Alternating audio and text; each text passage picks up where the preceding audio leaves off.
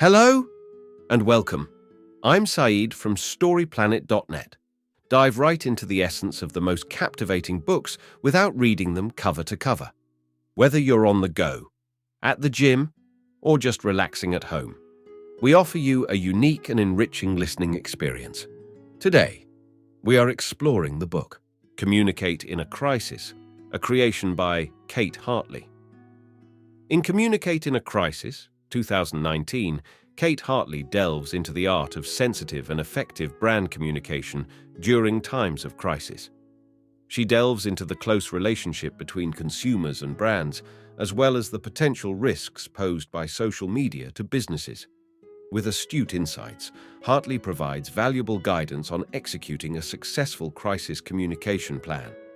Before we delve into these revelations, it's interesting to note that Kate Hartley is an experienced professional with over 25 years of expertise in public relations, reputation management, and crisis communication.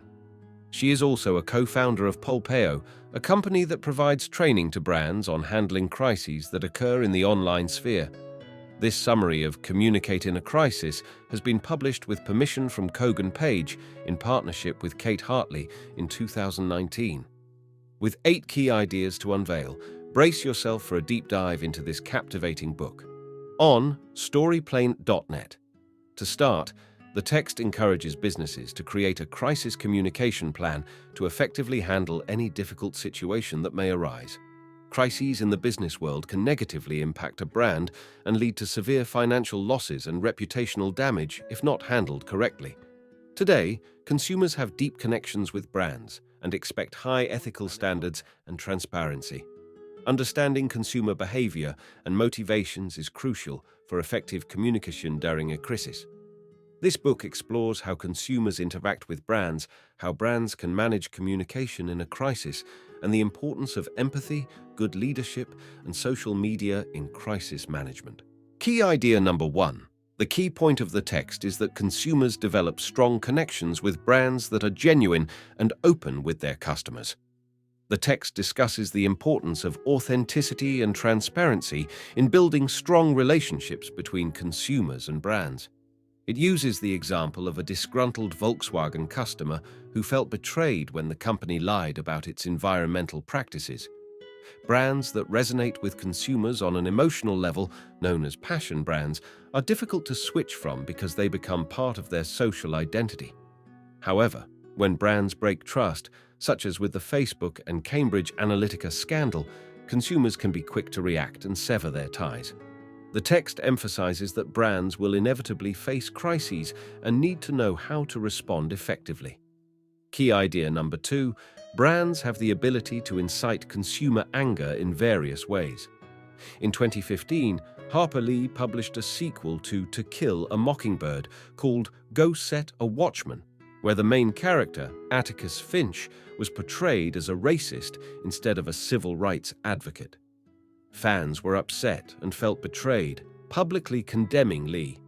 Brands can also trigger consumer outrage when they act against the values they represent, as consumers take it personally. For example, when UK rail companies changed their timetables in 2018, causing delays and cancellations, commuters expressed their outrage on social media. People love scandals and sharing their outrage, and with social media, consumers have a platform to publicly express their displeasure with brands. Key idea number 3. Consumers can use social media as a platform to criticize and hold brands accountable. Social media gives consumers the power to influence brands and hold them accountable for their actions. Consumers can express outrage easily and publicly, which can damage a brand's reputation.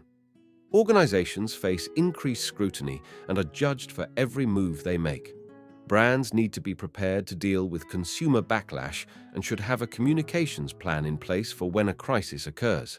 Key idea number 4, defining what a crisis means for your brand is the initial step in crisis communication planning. Defining what constitutes a crisis is the first step in planning for crisis communication. A crisis is something that prevents a company from running its core business. Different organizations may have different criteria for defining a crisis, such as injuries, threats to public safety, financial damage, or damage to reputation. It's important to distinguish between issues that can be managed as part of day-to-day business and full-blown crises. Key idea number 5. Having a crisis plan is crucial for the survival of your brand. Organizations need to be prepared for digital threats and have a crisis plan in place. The example of the NHS cyber attack highlights the importance of maintaining IT systems and updating security software. The key message is that a pre-crisis plan is essential for brand survival. Steps to create a plan include selecting a crisis team, identifying potential scenarios, categorizing them by threat level, and determining appropriate actions. Being prepared and proactive is crucial in minimizing the damage caused by a crisis. Key idea number 6. Brands must have a quick and accurate response in times of crisis. In May 2017, British Airways had a crisis when their computer systems crashed, affecting 1,000 flights and 75,000 passengers. The airline blamed a loss of power to the UK data centre, but the energy company responsible for the power grid denied any issues. The key message is that brands need to respond quickly and accurately during a crisis. British Airways made 2 mistakes by rushing to respond and not clearly communicating with customers. Managing online responses is important, and regular updates and template responses can help. It is crucial to get facts straight before issuing a response to avoid further problems. Key idea number 7. During a crisis, it is crucial to engage in factual communication in order to establish trust with individuals.